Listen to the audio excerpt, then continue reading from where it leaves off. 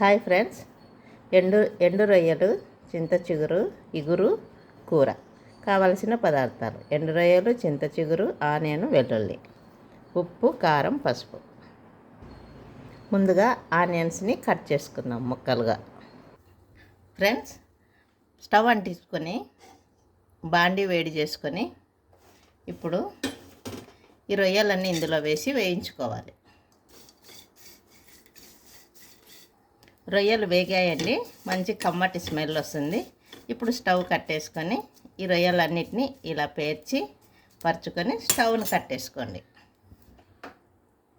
ఇప్పుడు కొద్దిగా hot water తీసుకొని ఒక 2 గ్లాస్ ఆఫ్ హాట్ వాటర్ తీసుకొని కెటిల్లో వేడి చేసుకొని పెట్టుకోవాలండి. ఈ రొయ్యల్ని హాట్ వాటర్లో కడగాలి. ఇందులో ఇసుక ఏమన్నా ఉంటే వాటర్ కిందికి వెళ్ళిపోతుంది. రొయ్యలు మనకు మంచిగా శుభ్రంగా పైకి తేలుతాయి. వాటిని తీసి కర్రీకి వాడుకుందాం. ఫ్రెండ్స్, ఈ రొయ్యలన్నిటినీ ఒక బౌల్లోకి తీసుకొని హాట్ వాటర్తో కడిగి పక్కన ఉంచుకుందాం.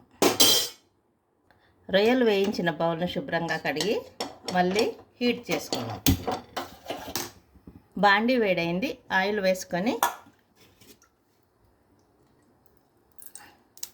వేడయ్యేంత వరకు వెయిట్ చేయాలి. ఆయిల్ వేడైంది ఫ్రెండ్స్, ఇప్పుడు ఆనియన్స్ వేసేసుకుందాం.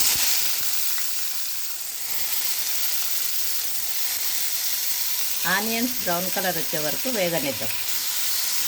త్వరగా వేగడానికి కొద్దిగా సాల్ట్ వేయండి, పించొకసారి.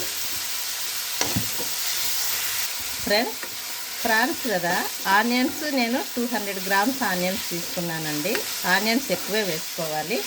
చింత చిగురు కూడా ఎక్కువనే వేసుకోవాలి. 30 రూపీస్ చింత చిగురు వేస్తున్నాను నేను. ఇది గుర్తుపెట్టుకోండి. ఆనియన్స్ అన్నీ వేగాయండి. ఇప్పుడు ఉప్పు, కారం, పసుపు వేసుకుందాం. కారం, కొద్దిగా పసుపు, 1 స్పూన్ ధనియా పౌడర్, క్రష్ చేసిన వెల్లుల్లిపాయల పేస్ట్. వీటన్నిటిని ఇప్పుడు కలియబెట్టుకోవాలి. ఫ్లేమ్ని సిమ్లో పెట్టుకొని ఇవన్నీ ఫ్రై అయ్యేలాగా చూసుకోండి, లేదంటే దగ్గరికి మాడిపోగలరు. ఆనియన్స్ అన్నీ బాగా వేగాయండి. ఇప్పుడు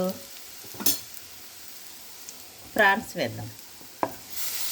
ఎండు రొయ్యలు వేసి కలియబెట్టుకుందాం.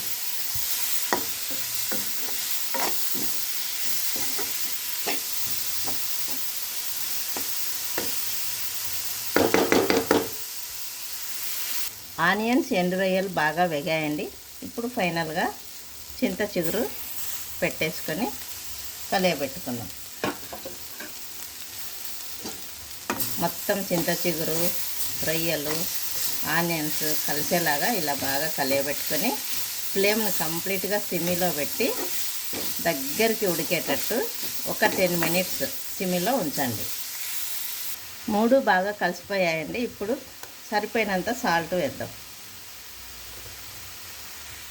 ఫ్రెండ్స్, ఉల్లిపాయ, ఎండు రొయ్యలు, చింత చిగురు 3 కలిపి ఉడకడానికి ఇవి మునిగే అంతవరకు వాటర్ వేసి